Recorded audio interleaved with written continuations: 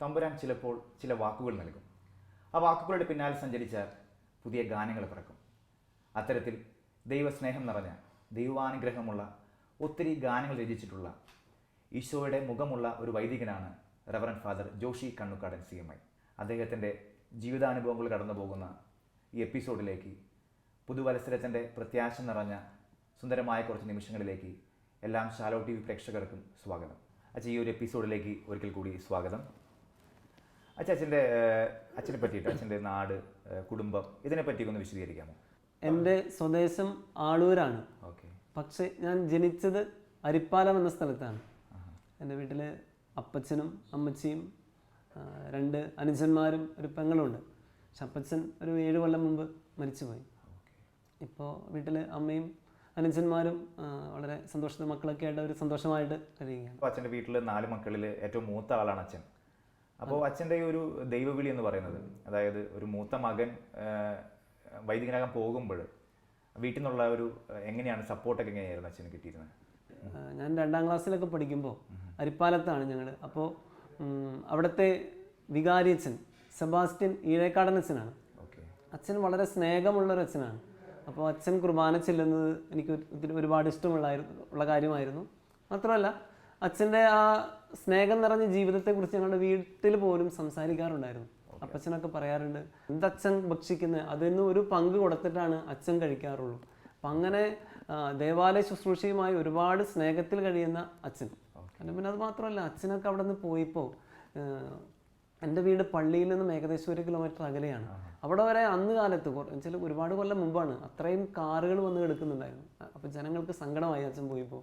അപ്പം അച്ഛൻ്റെ ഒരു ജീവിതം, സ്നേഹം നിറഞ്ഞ ജീവിതമാണ് എന്നെ ഈ ദൈവവിളിയിലേക്ക് കൊണ്ടുവന്നത്. അപ്പോൾ ആ അച്ഛനാണ് എന്നെ, സെബാസ്റ്റ്യൻ ഈഴക്കാടൻ അച്ഛനാണ് എൻ്റെ ഹൃദയത്തെ ആ രീതിയിൽ തമ്പുരാനിലൂടെ തൊടാനായിട്ട് ദൈവം അനുവദിച്ച വ്യക്തി എന്നാണ് എനിക്ക് തോന്നുന്നത്. ഓക്കെ അച്ഛൻ്റെ ഉള്ളിലെ രചയിതാവിനെ അച്ഛൻ എന്നാണ് തിരിച്ചറിഞ്ഞത്?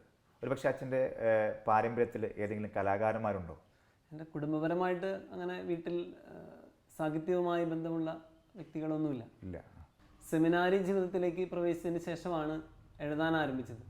അതും ഒരു ഉദയതാരം എന്ന് പറയുന്ന ഒരു മാഗസിൻ എല്ലാവരും കൂടെ എഴുതി ഉണ്ടാക്കണമെന്ന് ഞങ്ങളുടെ റക്ടറച്ചൻ പറഞ്ഞപ്പോൾ നിവൃത്തിയില്ലാഞ്ഞിട്ട് ഞാനും വേറൊരു ബ്രദറും കൂടെ ഒരുമിച്ചിരുന്നിട്ടാണ് ആദ്യമായി ഒരു കവിത എഴുതുക. അച്ഛനെ ശരിക്കും പറഞ്ഞാൽ ഈ ഒരു താല്പര്യമില്ലാതെയാണ് ഈ ഒരു ഫീൽഡിലേക്ക് വന്നതെന്ന് പറയും ഒരു അച്ഛൻ്റെ ആദ്യ കാലഘട്ടത്തിൽ. താല്പര്യം എന്ന് പറയുന്നത് ഇത് പ്രത്യേകിച്ച് നമ്മളിങ്ങനെ ഈ എഴുത്തുമായിട്ട് അങ്ങനെ പ്രത്യേകിച്ച് ബന്ധങ്ങളൊന്നുമില്ല. ഇതൊരു പുതിയൊരു മേഖല തന്നെയായിരുന്നു. പക്ഷെ അത് എഴുതി തുടങ്ങിയപ്പോൾ എഴുതാൻ കഴിവുണ്ടെന്നുള്ളൊരു ചിന്ത തമ്പുരാൻ അന്നാണ് എനിക്ക് തോന്നിപ്പിച്ചത്. ഉദയതാരം എന്ന് പറയുന്ന ആ മാഗസിനെ അടിസ്ഥാനമാക്കിയിട്ടാണ് കവിത എഴുതാൻ ആരംഭിച്ചത്. അപ്പോൾ അതിനുശേഷമാണ് പിന്നീട് എല്ലാവരും അത് എഴുതി കഴിഞ്ഞപ്പോൾ വളരെ നന്നായിരിക്കുന്നു എന്ന് കൂടെയുള്ളവരും അച്ഛനൊക്കെ പറഞ്ഞു കഴിഞ്ഞപ്പോൾ അതൊരു വലിയൊരു ആത്മവിശ്വാസം എനിക്ക് നൽകുകയുണ്ടായി. അപ്പോൾ ആ ഒരു കോൺഫിഡൻസിന്റെ പുറത്താണ് വീണ്ടും അച്ഛൻ ഈ ഒരു മേഖലയിലേക്ക് വീണ്ടും കടന്നു വരുന്നത്. അതെ, തീർച്ചയായിട്ടും അങ്ങനെ തന്നെയാണ്. വാസ്തവത്തിൽ അത് ദൈവം സ്പർശിച്ച ഒരു നിമിഷമായിട്ടാണ് ഞാനിപ്പോൾ കരുതുക. അതിനൊരുപാട് നന്ദിയും എനിക്കുണ്ട്. കാരണം അതുമൂലമാണ്, അന്ന് ആ ഒരു കവിത എഴുതിയത് കൊണ്ടാണ് ഇന്ന് ഒരുപാട് പേർക്ക് ഭക്തിഗാനങ്ങളിലൂടെ ദൈവത്തിൻ്റെ വചനത്തെ കൊടുക്കാനായിട്ട് തമ്പുരാൻ എന്നെ ഇടയാക്കിയത്. അല്ലെങ്കിൽ ഒരിക്കലും എനിക്കിങ്ങനെ ഞാനൊരു എഴുത്തിൻ്റെ മേഖല ഒരിക്കലും തിരഞ്ഞെടുക്കുകയില്ലായിരുന്നു. അപ്പം അച്ഛനൊരു ദൈവം തൊട്ട ഒരു അനുഭവമായിരുന്നു ആ ഒരു എഴുത്തെന്ന് പറഞ്ഞു കഴിഞ്ഞാൽ. സത്യമായിട്ടും അങ്ങനെ തന്നെയാണ്. അച്ഛൻ്റെ ഗാനങ്ങളിലെല്ലാം അത് കാണാൻ പറ്റും.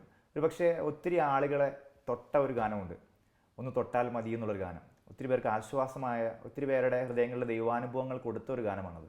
അച്ഛാ, ആ ഒരു ഗാനത്തെക്കുറിച്ചൊന്ന് വിശദീകരിക്കാമോ? ദൈവം മനുഷ്യ ഹൃദയങ്ങളെ തൊടാൻ എന്നെ കരുവാക്കിയ ഒരു ഗാനമായിരുന്നു ഒന്ന് തൊട്ടാൽ മതി നിൻ്റെ നോട്ടം മതി. അത് എഴുതി കഴിഞ്ഞ ശേഷം ഒത്തിരിയേറെ സന്തോഷം ഞാൻ അനുഭവിച്ചിട്ടുണ്ട്. അതിൻ്റെ ഈണം നൽകിയത് മിസ്റ്റർ സജോ ജോൺ ആണ്. അദ്ദേഹം വളരെ എളുപ്പത്തിൽ, വളരെ പെട്ടെന്ന് തന്നെ അതിന് ഈണം കൊടുക്കുകയുണ്ടായി. ഒരുപാട് തിരക്കിനിടയിലിരുന്ന് എഴുതുകയും ആ തിരക്കിനിടയിൽ തന്നെ ഈണം കൊടുത്ത്, പക്ഷെ അതേസമയം ആ തിരക്കൊന്നും ആരെയും അറിയിക്കാതെ ഈശോയെ തൊടാൻ ഏത് വ്യക്തിക്കും ഒത്തിരിയേറെ സന്തോഷം തോന്നുന്ന രീതിയിൽ ആ ഗാനം പുറത്തു വന്നു എന്നുള്ളത് വലിയ ദൈവാനുഗ്രഹമാണ്. തീർച്ചയായിട്ടും ഒരുപാട് തിരക്കിനിടയിൽ ഈ ഗാനം എഴുതിയിട്ടും അത് ജനങ്ങളെ സ്പർശിക്കുന്നുണ്ട് എന്നുള്ളത് ഒത്തിരി സന്തോഷം നൽകുന്നുണ്ട്. ഇന്നും പലരും എന്നെ വിളിക്കാറൊക്കെ ഉണ്ട് ഈ ഗാനത്തിൻ്റെ പേരിൽ. ഒരു ദിവസം ചെട്ടിക്കാട് പള്ളിയിൽ നിന്നും അച്ഛൻ കുർബാനയ്ക്ക് സെക്കൻഡ് എലവേഷന് ഈശോയെ ഇങ്ങനെ തിരുവോസ്തി ഉയർത്തിപ്പിടിക്കുന്ന മനോഹരമായ നിമിഷത്തിൽ അച്ഛൻ ഈ ഗാനം ആലപിക്കുകയും അങ്ങനെ ജനങ്ങളെ ആ ദൈവാനുഭവത്തിലേക്ക് കൊണ്ടുപോയ ആ ഒരു അനുഭവത്തെക്കുറിച്ച് അവിടെ പോയ 1-2 പേര് അന്ന് തന്നെ വിളിച്ച് പറഞ്ഞിരുന്നു. അങ്ങനെ ഇപ്പോഴും മനസ്സിലേക്ക് ഈ ഗാനം, ഞാനും അത് കേൾക്കുമ്പോൾ എനിക്കും ഈശോയെ തൊടാനായിട്ട് വീണ്ടും വീണ്ടും എന്നെ പ്രേരിപ്പിക്കുന്ന, എഴുതിയിട്ട് കുറേ വർഷങ്ങളായി എങ്കിലും വീണ്ടും എന്നെ ആ ഈശോയുടെ ചൈതന്യത്തിലേക്ക് എത്താനായിട്ട് എന്നെ പ്രേരിപ്പിക്കുന്ന, പ്രചോദനം നൽകുന്ന മനോഹരമായ ഗാനങ്ങളിൽ ഒന്നാണ് ഒന്ന് തൊട്ടാൽ മതി നിന്റെ നോട്ടം മതി എന്ന ഗാനം. ഒന്നു തൊട്ടാൽ മതി നിന്റെ നോട്ടം മതി ഞാൻ സുഖമാകുവാൻ നാഥാ, നിൻ സ്തുതി പാടുവാൻ നാഥാ. ഒന്നു തൊട്ടാൽ മതി നിന്റെ നോട്ടം മതി ഞാൻ സുഖമാകുവാൻ നാഥാ, നിൻ സ്തുതി പാടുവാൻ നാഥാ.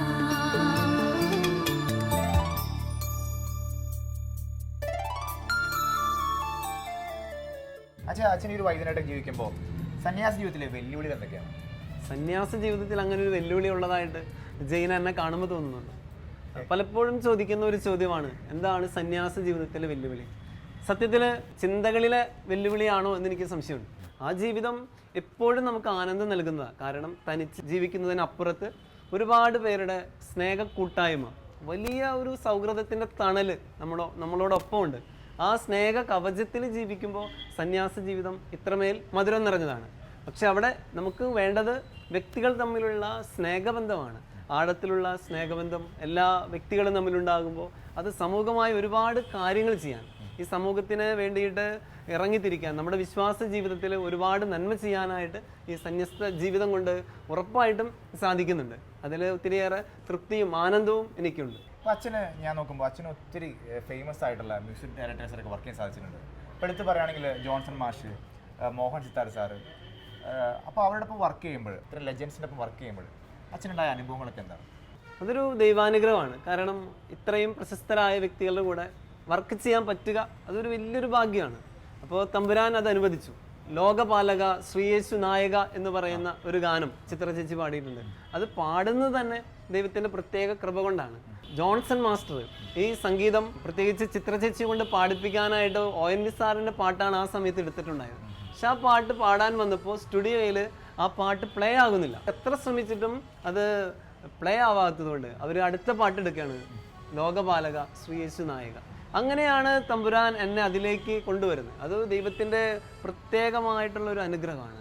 അങ്ങനെ സംഭവിച്ചില്ലായിരുന്നെങ്കിൽ ചിലപ്പോൾ ഒരുപക്ഷെ ആ പാട്ട് അങ്ങനെ നടക്കില്ലായിരുന്നു, ആരെങ്കിലും പാടിയാണ്. അപ്പോൾ അത് ദൈവം നമ്മളോടൊപ്പം ഉണ്ട്. അപ്പോൾ ദൈവത്തിൻ്റെ ഒപ്പം നടക്കുന്ന ദൈവത്തെ കാണാൻ, തിരിച്ചറിയാൻ സാധിക്കാതെ പോകുന്നതാവും പലപ്പോഴും നമ്മുടെ ജീവിതത്തിലെ കുറവെന്ന് ഞാൻ പറയുക. ലോകപാലക ശ്രീയേശുനായക സ്നേഹവാടിയിൽ ദീപമാകുവാൻ കനിയണമേ പ്രഭോ, കരുണാർദ്രനാം വിഭോ. ലോകപാലക ശ്രീയേശുനായക സ്നേഹവാടിയിൽ ദീപമാകുവാൻ കനിയണമേ പ്രഭോ, കരുണാർദ്രനാം വിഭോ. 400-ൽ പരം ഗാനങ്ങൾ രചിച്ചിട്ടുള്ള അച്ഛൻ ഒരു ഗ്രന്ഥകർത്താവ് കൂടിയാണ്. അച്ഛൻ്റെ പല പുസ്തകങ്ങളും ലക്ഷക്കണക്കിന് കോപ്പികൾ വിറ്റഴിഞ്ഞിട്ടുണ്ട്. അച്ഛൻ എങ്ങനെയാണ് ഈ ഒരു എഴുത്തിൻ്റെ മേഖലയിലേക്ക് കടന്നു വന്നത്? ഞാൻ ആദ്യമായി എഴുതിയ പുസ്തകം പ്രപഞ്ചവന്ദനം എന്ന പുസ്തകമാണ്. അത് എഴുതുന്നതിന് മുൻപ് ടാഗോറിൻ്റെ ഗീതാഞ്ജലി എന്ന് പറയുന്ന പുസ്തകം ഏകദേശം 30 തവണയെങ്കിലും ഞാൻ വായിച്ചിട്ടുണ്ടായിരുന്നു.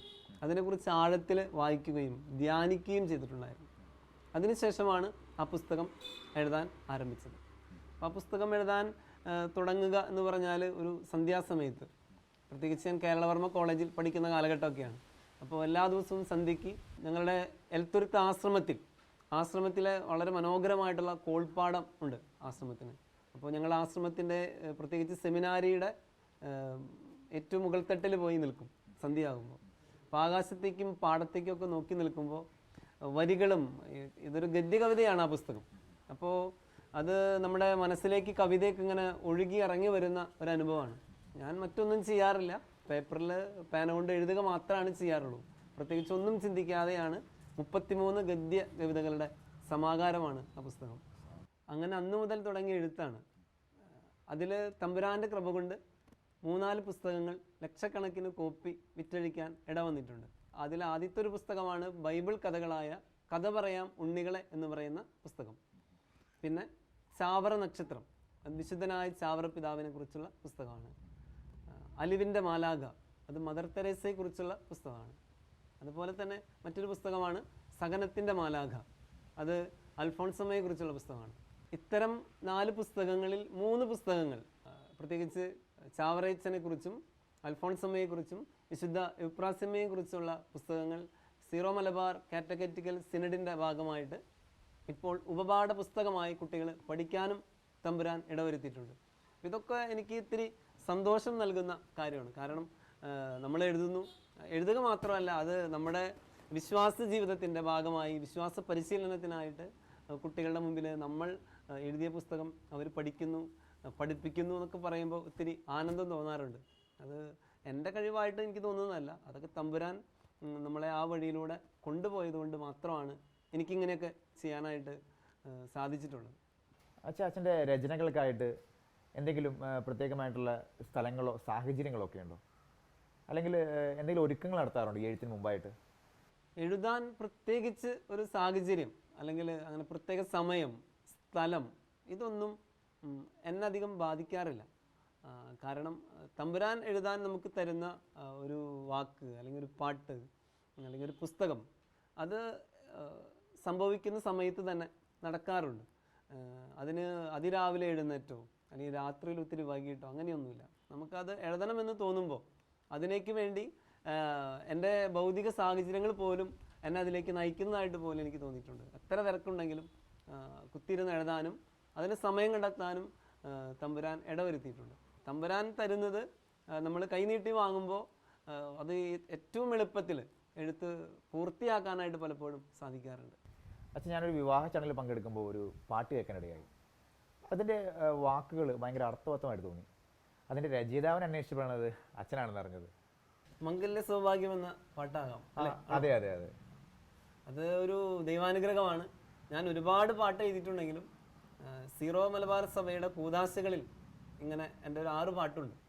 കൂദാശ പരിഷ്കരണം നടന്ന സമയത്ത് പോളി കണ്ണുക്കാടൻ പിതാവാണ് എന്നോട് ഈ പാട്ടുകളൊക്കെ എഴുതാനായിട്ട് ആവശ്യപ്പെട്ടത്.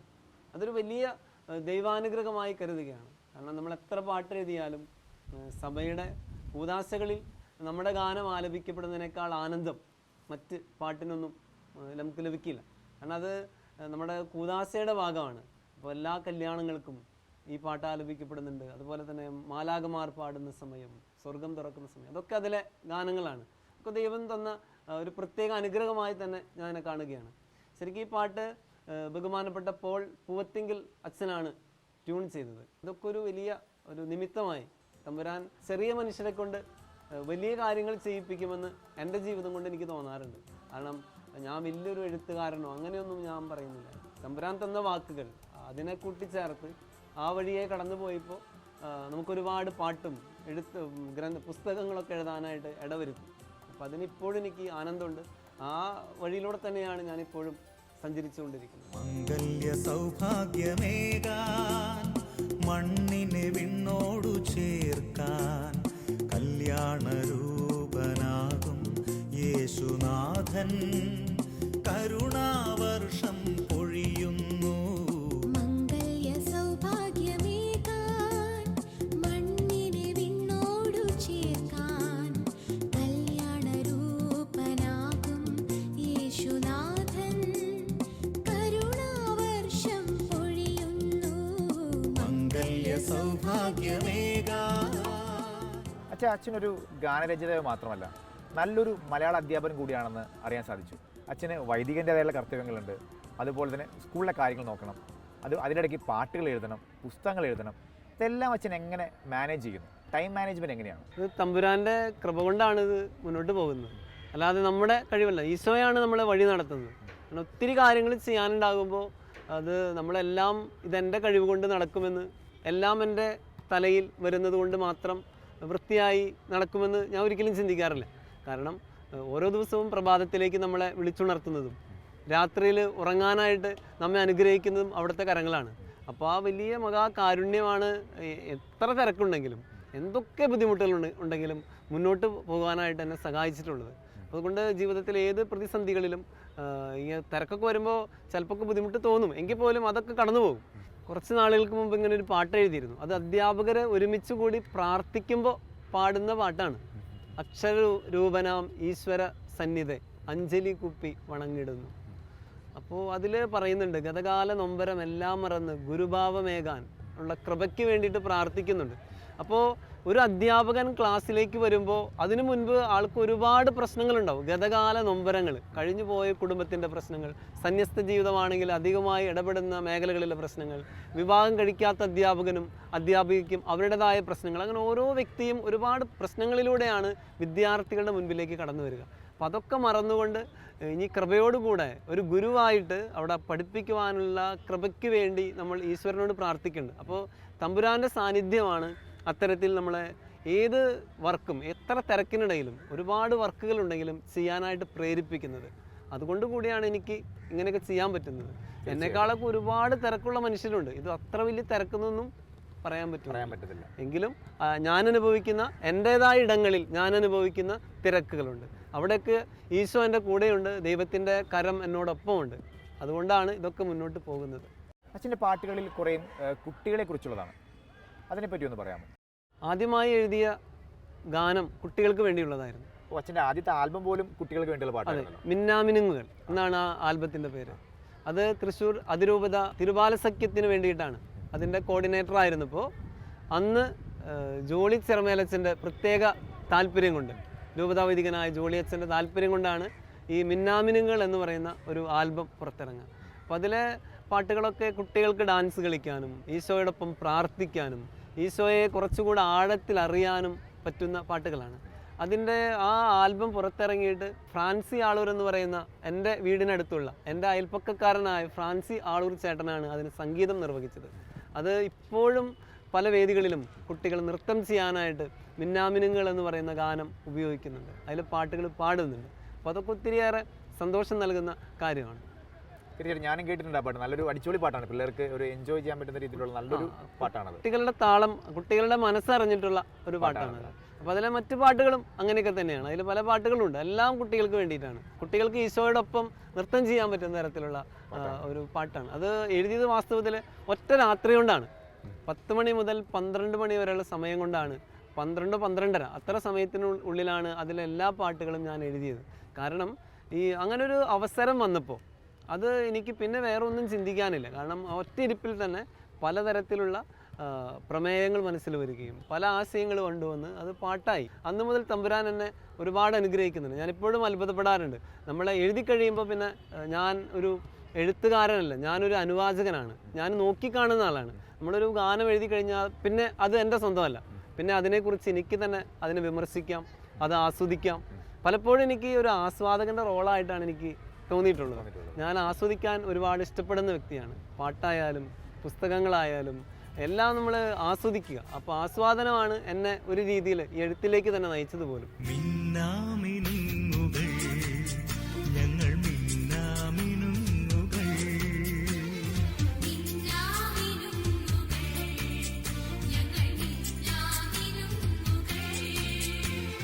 ഭൂമിയിൽ ശോഭ ചാർത്തും പൊൻവിളക്കുകൾ നിറദീപങ്ങൾ ഞങ്ങൾ കുഞ്ഞുങ്ങൾ ദീപങ്ങൾ നിറദീപങ്ങൾ. അച്ഛൻ CMI സഭയിലെ ഒരു സന്യാസ വൈദികനാണ്. സന്യാസവും സ്വാതന്ത്ര്യവുമെല്ലാം ചർച്ച ചെയ്യപ്പെടുന്ന ഈ ആധുനിക കാലഘട്ടത്തിൽ അച്ഛൻ്റെ സഭ, CMI സഭ, അച്ഛൻ എത്രമാത്രം സ്വാതന്ത്ര്യം തരുന്നുണ്ട്? CMI സഭ പൂർണ്ണമായ സ്വാതന്ത്ര്യം ഒരു സന്യാസി എന്ന രീതിയിൽ എനിക്ക് തരുന്നുണ്ട്. അതിൽ ഞാൻ തൃപ്തനാണ്, അതിൽ ആനന്ദിക്കുന്നു. കാരണം സന്യാസത്തിൻ്റെ രീതികളനുസരിച്ചുള്ള സ്വാതന്ത്ര്യം. അപ്പോൾ അത് എല്ലാ മേഖലകളിലും പ്രവർത്തിക്കുവാനും ഈശോയുടെ സുവിശേഷത്തിന് പ്രാധാന്യം കൊടുത്തുകൊണ്ട് നമ്മുടെ ജീവിതത്തെ മുന്നോട്ട് കൊണ്ടുപോകുവാനുള്ള സ്വാതന്ത്ര്യമാണ് സഭയിലുള്ളത്. അതിൽ തൃപ്തി തന്നെയാണ് എനിക്കുള്ളത്. മലയാളത്തിലല്ലാതെ വേറെ ഭാഷയിൽ അച്ഛൻ എഴുതിയിട്ടുണ്ടോ? മലയാളം ഒഴിച്ച് മറ്റ് ഭാഷകളിൽ പുസ്തകമോ ഗാനമോ ഞാൻ രചിച്ചിട്ടില്ല. പക്ഷേ എൻ്റെ പല പാട്ടുകളും ഹിന്ദിയിലേക്ക് മൊഴിമാറ്റം നടത്തിയിട്ടുണ്ട്. അത് പ്രധാനമായിട്ടും ബഹുമാനപ്പെട്ട ഡോക്ടർ ആൻഡോ അമർനാഥ് CMI അച്ഛനാണ് ചെയ്തിട്ടുള്ളത്. മാത്രമല്ല പിന്നെ ഇംഗ്ലീഷിലേക്ക്, പ്രത്യേകിച്ച് മദർ തെരേസയെക്കുറിച്ചുള്ള അലിവിൻ്റെ മാലാഖ എന്ന് പറയുന്ന പുസ്തകം വിവർത്തനം ചെയ്യപ്പെട്ടിട്ടുണ്ട് ഇംഗ്ലീഷിലേക്ക്. ഓക്കെ. അച്ഛൻ എഴുതിയിട്ടുള്ള പാട്ടുകളിൽ ഏറ്റവും കൂടുതൽ എഴുതപ്പെട്ടിട്ടുള്ളത് കുട്ടികൾക്ക് വേണ്ടിയുള്ള പാട്ടുകളാണോ, അതോ മാതാവിനെ കുറിച്ചുള്ള പാട്ടാണോ, അതോ ദിവ്യകാരുണ്യ ഈശോയെ പ്രകീർത്തിച്ചുള്ള പാട്ടുകളാണോ? പലതരത്തിലുള്ള ഗാനങ്ങളും എഴുതാനായിട്ട് തമ്പുരാൻ അനുവദിച്ചിട്ടുണ്ട്. മാതാവിനെ കുറിച്ച് എഴുതിയിട്ടുണ്ട്, വചനത്തെക്കുറിച്ചും ഈശോയെക്കുറിച്ചുമൊക്കെ ഒരുപാട് പാട്ടെഴുതാൻ അവസരം ലഭിച്ചിട്ടുണ്ട്. പക്ഷെ ഏറ്റവും കൂടുതൽ ഈശോയെക്കുറിച്ച് എഴുതാനുള്ള ഒരു വലിയ താല്പര്യം എൻ്റെ മനസ്സിലുണ്ട്. പാട്ടെഴുതുമ്പോൾ ഞാനിങ്ങനെ ചിന്തിക്കാറ്, ഈ എഴുതുന്ന ഗാനം ഇതുവരെ ആരും എഴുതാത്തതും ആരും കാണാത്തതും കേൾക്കാത്തതുമായ ഒരു പുതിയ തലമുള്ള ഒരു ഗാനമാകണമെന്ന് എപ്പോഴും ആഗ്രഹിക്കാറുണ്ട്. കുറച്ച് വർഷങ്ങൾക്ക് മുമ്പ് എഴുതിയൊരു ഗാനമുണ്ട്. നീ പോലും അറിയാതെ നിന്നുള്ളിൽ നിറയുന്ന പാവന സ്നേഹമാണ് ദൈവം, നീ പോലും കാണാതെ നിൻ കണ്ണിൽ വിരിയുന്ന നക്ഷത്ര ദീപമാണ് ദൈവം. സത്യത്തിൽ നമ്മൾ ആലോചിച്ച് വെക്കുകയാണെങ്കിൽ നമ്മൾ പോലും അറിയാതെയാണ് ഈശോയുടെ സ്നേഹം, ദൈവത്തിൻ്റെ ചൈതന്യം നമ്മുടെ ഹൃദയത്തിലൊക്കെ നിറഞ്ഞു നിൽക്കുന്നത്.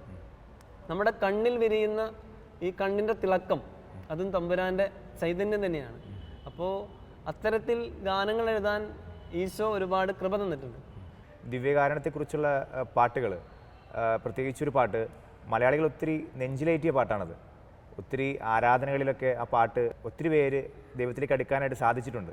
ഇന്നെൻ്റെ ഉള്ളിൽ വാഴാൻ എന്ന ഗാനമാണ്. തീർച്ചയായിട്ടും അത് വലിയൊരു സ്വപ്നമായൊരു ഗാനമായിരുന്നു, സ്വപ്നതുല്യമായൊരു പാട്ടാണത്. കാരണം കൊച്ചുനാളിലൊക്കെ ഞാനും കുർബാന സ്വീകരിക്കുമ്പോൾ അമ്മച്ചിയോടൊപ്പം പോയിട്ട് കുർബാന സ്വീകരിക്കുമ്പോൾ ഞാനും അറിയാതെ കൈ നീട്ടാറുണ്ട്. ഇപ്പോൾ വൈദികനായി കുർബാനയ്ക്ക് കൊടുക്കുമ്പോഴും കുഞ്ഞുങ്ങൾ കൈ നീട്ടുകയും അമ്മമാരാ കൈ സ്നേഹത്തോടെ പതുക്കെ മാറ്റി വെക്കുകയും ചെയ്യുന്ന കണ്ടിട്ടുണ്ട്. അപ്പോൾ ഈശോയെ സ്വീകരിക്കാൻ കാത്തു നിൽക്കുന്ന ഒരുപാട് മനസ്സുകൾ നമുക്ക് ചുറ്റുമുണ്ട്. അപ്പോൾ അവരെയൊക്കെ ഓർത്തുകൊണ്ടാണ് ആ ഗാനം ഞാൻ എഴുതിയത്.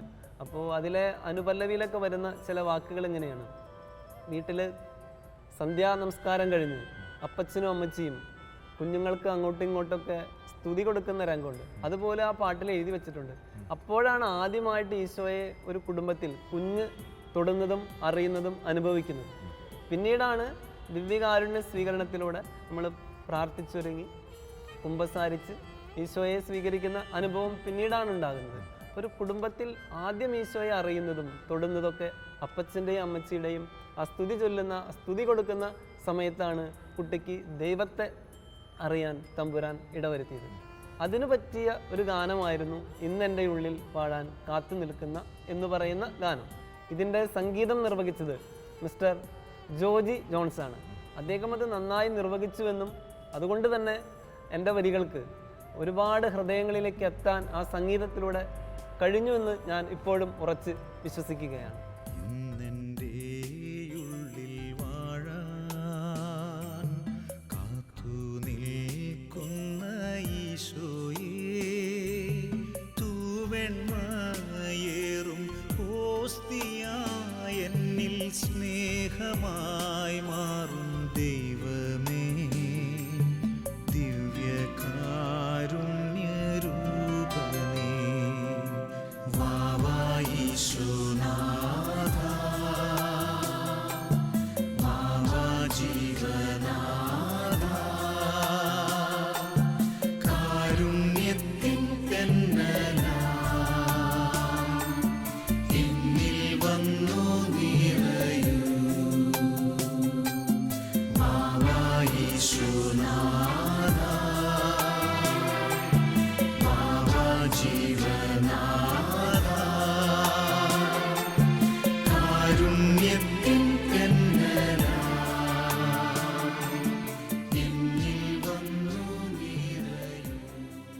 പുതിയ വർഷത്തിൽ അച്ഛൻ്റെ സ്വപ്നങ്ങളും പ്രതീക്ഷകളുമെല്ലാം എന്തൊക്കെയാണ്?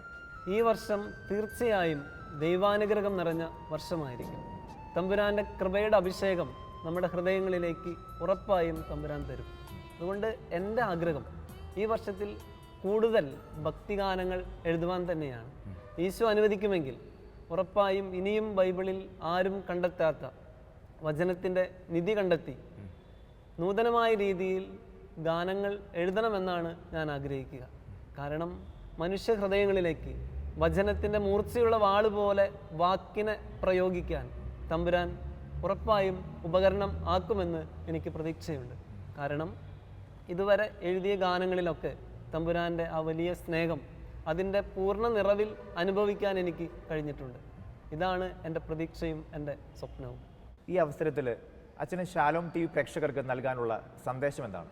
ശാലോം സമാധാനത്തിൻ്റെ പ്രതീകമാണ്. നമ്മുടെ ഹൃദയങ്ങളിൽ വേണ്ടത് സമാധാനമാണ്.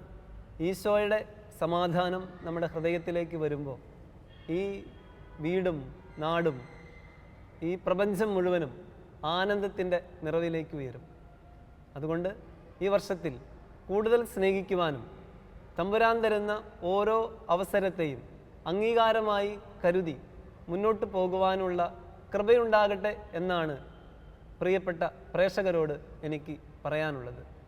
ഇത്ര നേരം ഞങ്ങളോട് ചെലവഴിച്ച ഞങ്ങളുടെ പ്രിയപ്പെട്ട ജോഷി അച്ഛന് ഹൃദയത്തിൻ്റെ ഭാഷയിൽ നന്ദി പറയുന്നു. അച്ഛൻ്റെ അധ്യാപന ജീവിതത്തിലൂടെ ഒത്തിരി മക്കൾ അറിവിൻ്റെ വെളിച്ചത്തിലേക്ക് കടന്നു വരട്ടെ എന്ന് ആശംസിക്കുന്നു. അതുപോലെ തന്നെ അച്ഛനിൽ നിന്ന് നല്ല നല്ല രചനകൾ, ദൈവ അനുഗ്രഹം നിറഞ്ഞ ദൈവസ്പർശിയായിട്ടുള്ള നല്ല നല്ല രചനകൾ ഉണ്ടാവട്ടെ എന്ന് ആശംസിക്കുന്നു. അച്ഛൻ്റെ ഈ അനുഭവങ്ങൾ നമ്മുടെ ജീവിതത്തിലെ വെളിച്ചവും ഊർജ്ജവുമായി മാറട്ടെ. ഈശോയെ കൂടുതൽ അടുത്തറിയുവാൻ ഈ അനുഭവങ്ങൾ പര്യാപ്തമാവട്ടെ.